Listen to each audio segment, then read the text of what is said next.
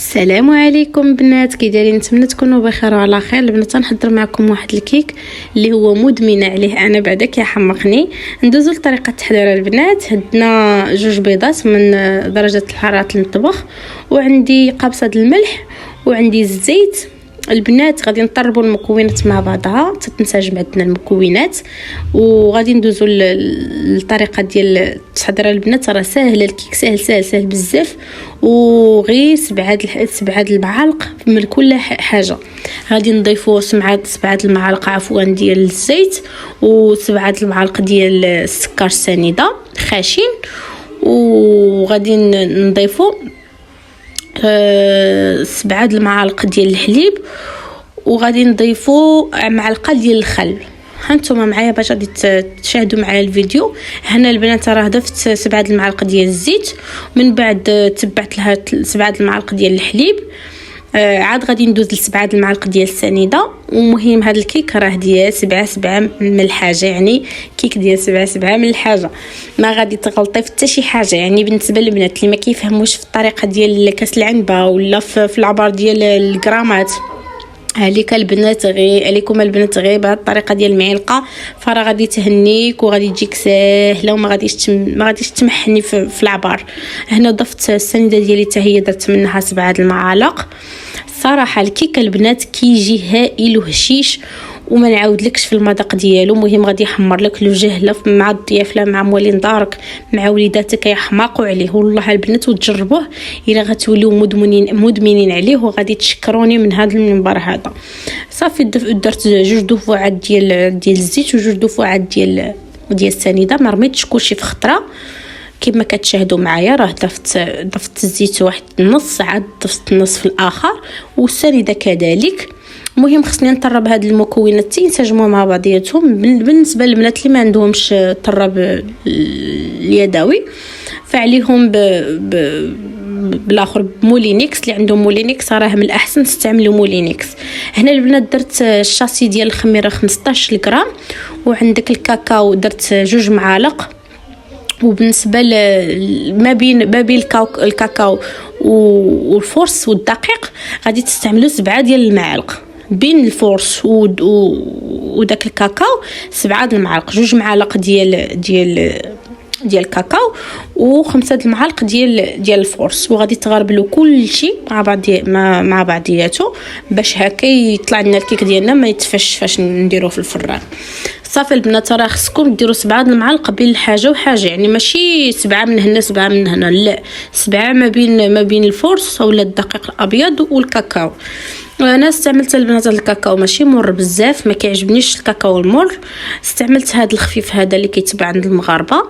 صراحه المذاق ديالو زوين، وموجود فيه حتى السكر، يعني حلو، ماشي المذاق مر.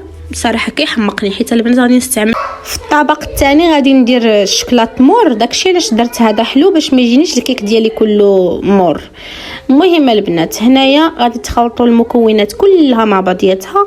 من بعد البنات غادي تضيفوا الملعقه ديال الخل البنات اللي كيخلي الكيكه ديالك تفشفش، يعني كتكون مفشفشه هكا، يعني بحال الريشبوند.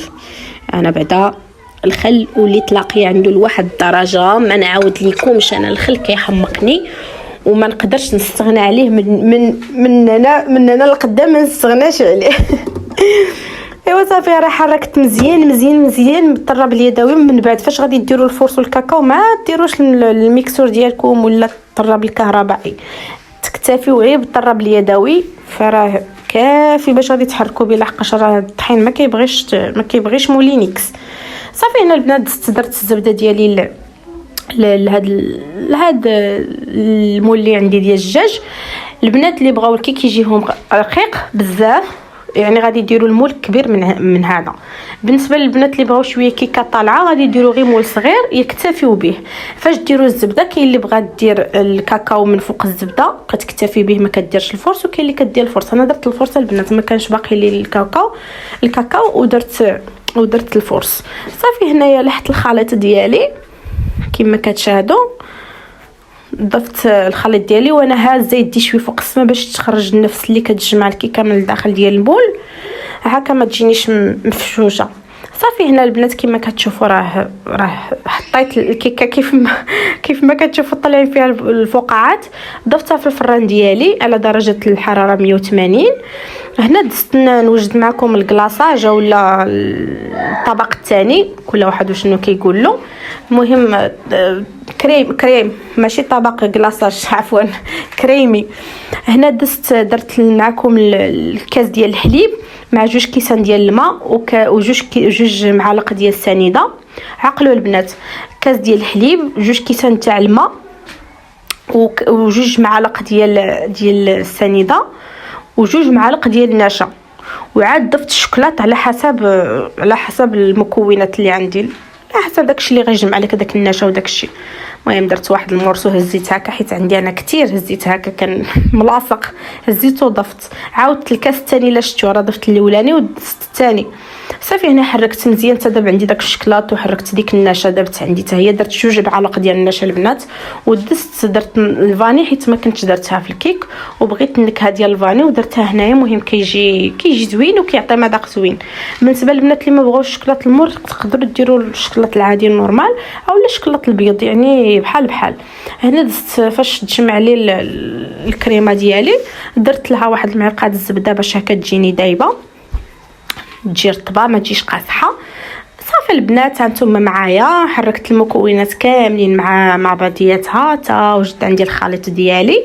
المهم كنت كنحاسب الطراب الثقال، هانتوما كتشوفوا يعني الخليط ولا ثقال عندي. جبت الكيكه ديالي كيف ما كتشوفوا، ضعت الكريم ديالي مباشره باقي سخون على الكيك باش هكا كيتجمع. صافي وضعتها في الثلاجه البنات. المهم حتى دريسيتها بعدا مزيان ودرت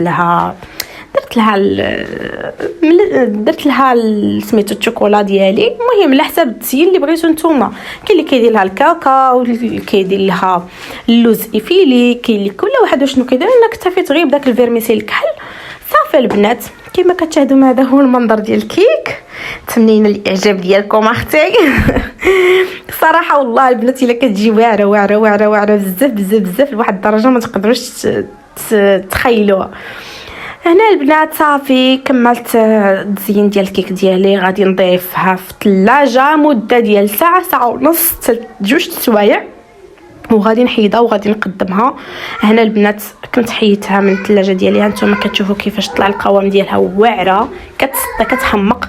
صافي وبدينا في الماكله ديالها. بصحتكم وراحتكم الفيديو، نتمنينا الاعجاب ديالكم. وكان هذا هو الشكل اللي خصنا نحصلوا عليه من بعد التعب ديالنا. المهم ما يمشيش هكاك ضايع. قطعت الكيكه البنات، المهم كيجي كحل من الفوق وكيجي مارون مفتوح من الداخل، وعاد كتضربوا في الكيك ديالكم من التحت. ولكن والله الا البنات الا واعره بزاف كاع كتحمق. صافي هنا وصلنا لنهايه الفيديو. كنقول لكم بسلام عليكم.